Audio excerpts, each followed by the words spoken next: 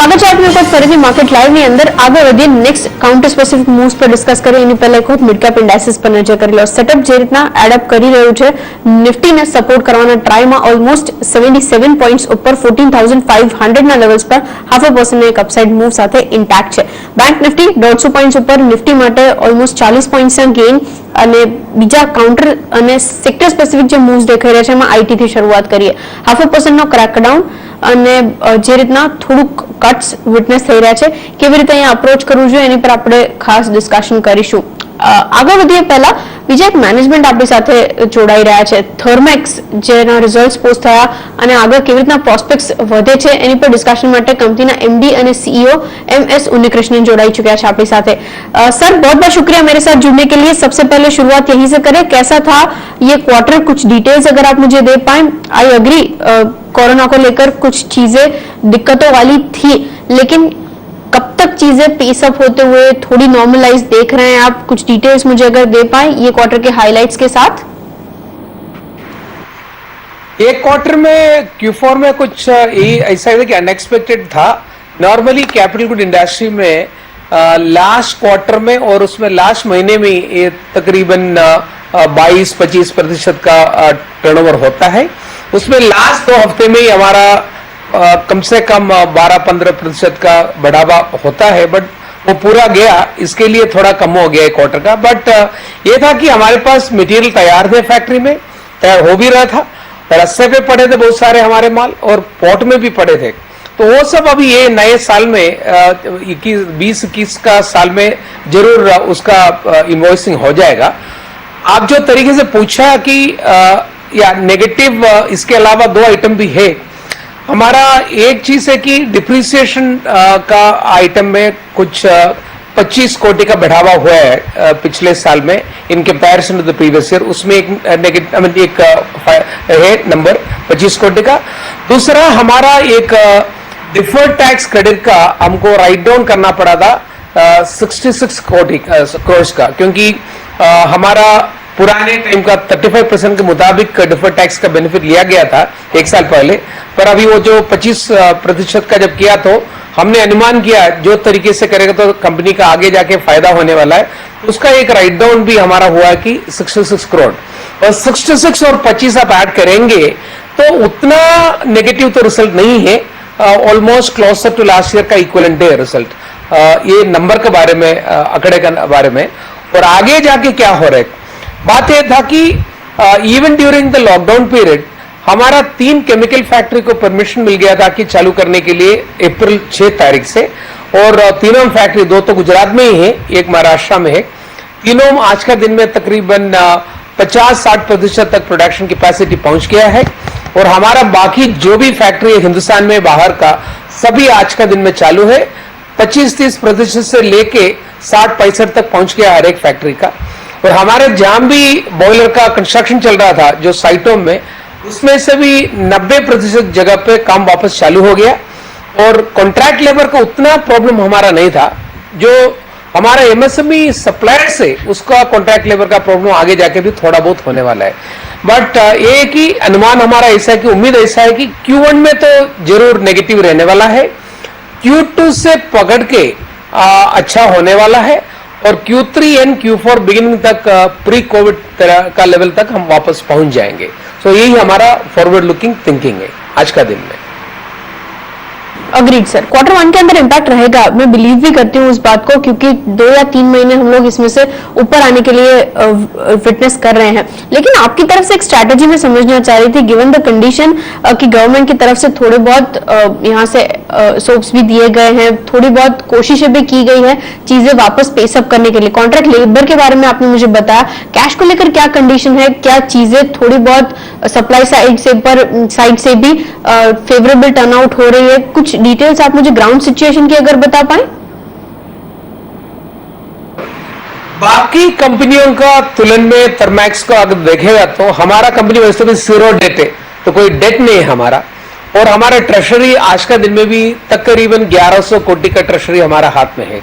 और जो तरीके से हम आगे भी चला रहे हैं कि कैश इज किंग, मतलब हमको अगर जहां से जो साइड से जो कस्टमर से पैसा आएगा उनका कैश फ्लो देखे ही हम प्रोजेक्ट का धीमे करें या आगे बढ़ाएं, ऐसा सोच के चलाता है। और ये भी खुशी की बात है कि दोनों महीना अप्रैल और मई हमने पूरा तनख्वाह दे दिया हमारा साइट का लेबर को, हर एक कॉन्ट्रैक्ट लेबर को, सबको देने के बाद में भी हमारा ट्रेजरी को टच करने का जरूरत नहीं पड़ा है और ऐसा ही आगे भी चलते जाएगा। बट ऑर्डर बुकिंग के बारे में हमारा ये वरी है कि एक Q1 में तो ज्यादा कुछ होने वाला नहीं, थोड़ा बहुत तो हो चुका है, हो भी जाएगा। बट जो तरीके से हम सोच के आया था कोविड के पहले, उतना तो ऑर्डर बुकिंग ये नहीं होगा। रेवेन्यूज इस साल में भी पकड़ जाएगा, प्रॉफिट भी जरूर रहेगा, साल का एंड पे तक प्रॉफिटेबली रहेगा साल। पर order booking is the main issue which we are looking forward to. जब तक के लिए हमारा कस्टमर का एक्सिस्टिंग कैपेसिटी तकरीबन से 60-70% के ऊपर पहुंच जाएगा, then only they will give new orders. तो नए ऑर्डर के बारे में हमको आगे जाके देखने का है कि कैसा मार्केट रिएक्शन करेगा। That is only main issue. Otherwise cash flow हमारा कुछ इतना प्रॉब्लम होने वाला नहीं। मैं आपको बताया कि हमारा जैसा कंपनी को कैश फ्लो का तकलीफ नहीं, क्योंकि ना लोन है ना डेट है और ट्रेजरी भी है हमारे पास से। तो ऑर्डर आएगा, एक्सिक्यूट करने का कंपनी के पास बहुत अच्छा ताकत है। Okay, agreed sir. अच्छा, एक और चीज मैं समझना चाह रही थी, क्योंकि मैं कुछ रिपोर्ट्स पढ़ रही थी इन टर्म्स ऑफ जो इकोनॉमी का सबसे बड़ा इम्पैक्ट आएगा आपकी इंडस्ट्री पे सबसे ज्यादा होगा। जीडीपी के अंदर हम लोग थोड़ा बहुत रिडक्शन एक्सपेक्ट कर रहे हैं। कब तक आप इंडस्ट्री के लिए थोड़ा रिवाइवल एक्सपेक्ट कर रहे हैं? सिर्फ थर्मैक्स की बात नहीं करते हैं, क्योंकि in terms of import export में भी थोड़ी बहुत दिक्कतें आने की यहाँ से चीजें सुनने में आ रही है। आपका टेक क्या है? कैसे कैपिटल गुड्स इंडस्ट्री के लिए ये थोड़ा बहुत स्टेबलाइज होगा? आप जो सुना है न तो पढ़ा, वो बात सही है, क्योंकि नए कैपेसिटी जब होगा उसी टाइम में कैपिटल गुड्स इंडस्ट्री का बढ़ावा होगा।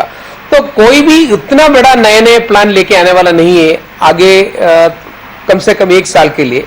पर कुछ एक्सपेंशन प्रोग्राम जो अनाउंस्ड है, जो एरिया में दूसरा कुछ रास्ता ही नहीं, जैसे कि आप देख लेगा कि ऑयल एंड गैस इंडस्ट्री का हमारा रिफाइनिंग कैपेसिटी बढ़ाना ही पड़ेगा, नहीं तो हमारा कंट्री का तो नेट इंपोर्ट हो जाएगा पेट्रोल और डीजल के लिए। तो उसके लिए जो रिफाइनरी की जो एक्सपेंशन अनाउंस किया है 3 रिफाइनरी का, एक का तो ऑर्डर देना चालू कर दिया है, उसका टेंडरिंग भी तो चालू है, तो उसका ऑर्डरिंग होने वाला ही है, उसमें कुछ रुकावट होने वाला नहीं है।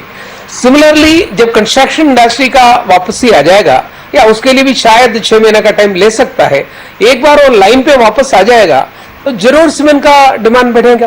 तो अगर सीमेंट प्लांट लगाना है कम से कम 24 महीना से 30 महीना तो ले लेगा, तो उसके लिए भी तो ऑर्डर देना पड़ेगा। तो 3-4 इंडस्ट्री आगे का डिमांड देखे, आज का कोविड देखे नहीं, 2 या 3 साल के आगे का जो डिमांड देके लोग ऑर्डर करेगा उसके लिए। या कोई भी Q1 में या Q2 में ऑर्डर देने वाला नहीं रहेगा, बट आगे जाके जिसके बैलेंस शीट में ताकत थे वो लोग ऑर्डर दे देगा, तो उससे कैपिटल गुड्स इंडस्ट्री का फायदा होने वाला है। दूसरा चीज है कि जो कोरोना का बारे में आजकल जो बातें चल रहे कि चाइना का रोल क्या है इसके अंदर, तो बहुत सारे लोग जो अमेरिकन कंपनी से, यूरोपियन कंपनी से, जिसका total dependency for supply chain was on China, वो लोग आज का नई पॉलिसी लेके आ रहे हैं कि China +1 पॉलिसी मिनिमम। कुछ लोग उधर से निकलना चाहते हैं, कुछ लोग उधर का आधा करके बाकी और एक कंट्री में कैपेसिटी बढ़ाना चाहता है। तो उनमें से प्रोबेबली वियतनाम, थाईलैंड, इंडोनेशिया और इंडिया, ये 4 कंट्री का फायदा होने वाला है। इसमें चारों को आप अगर तुलन करेगा, सबसे ज्यादा फायदा हिंदुस्तान में आने का ही रहेगा, तो हिंदुस्तान में जरूर उसका भी फायदा होगा। तीसरा चीज, जैसे प्राइम मिनिस्टर ने बताया कि आत्मनिर्भर हिंदुस्तानी, मेक इन इंडिया, मेरे ख्याल से जो तरीके से पिछले 2 हफ्ते में हमारा नेबर के साथ प्रॉब्लम चालू हो गया है, तो बहुत सारे चीज जो हम वो कंट्री से इंपोर्ट करते थे कैपिटल गुड्स इंडस्ट्री का, वो शायद हिंदुस्तान में कैपेसिटी बढ़ना चालू हो जाएगा। तो ये 3 आइटम अगर मैं एक साथ इकट्ठा जोड़ेगा, तो या आप 1 साल के लिए छोड़ दो, इसके आगे जाके कैपिटल गुड्स इंडस्ट्री का तो फायदा ही होने वाला है, जरूर पॉजिटिव रहने वाला है आगे जाके, ये हमारा अनुमान है। अग्रीड, ये बिल्कुल, ये तो इंडिया की बात हुई। सर, यूरोप के में कंडीशन क्या है? क्योंकि पिछली बार हम लोग बातचीत कर रहे हैं तो मुझे याद है आपने बताया था जो ऑयल एंड गैस सेगमेंट है वहां से कुछ ऑर्डर्स आने की उम्मीदें की जा रही है।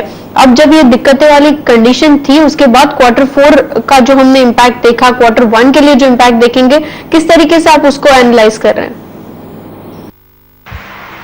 Q1 पिछले क्वार्टर 4 में या क्वार्टर 1 में आगे जाके भी जरूर थोड़ा क्वार्टर के लिए तकलीफ रहेगा, जरूर रहेगा।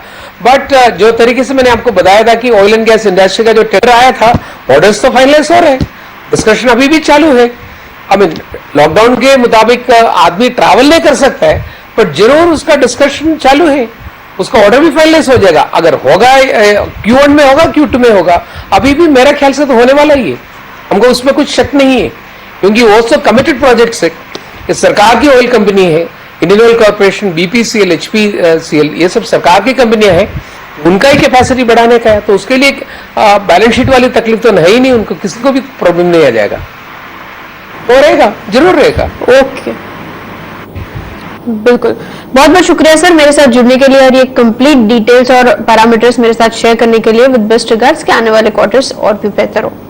એની સાથે જ આગળ વધીએ, આપણી સાથે વિનય જોડાયેલા છે। વિનય, જે રીતના માર્કેટ્સ અત્યારે અપ્રોચ કરવાનું ટ્રાય કરી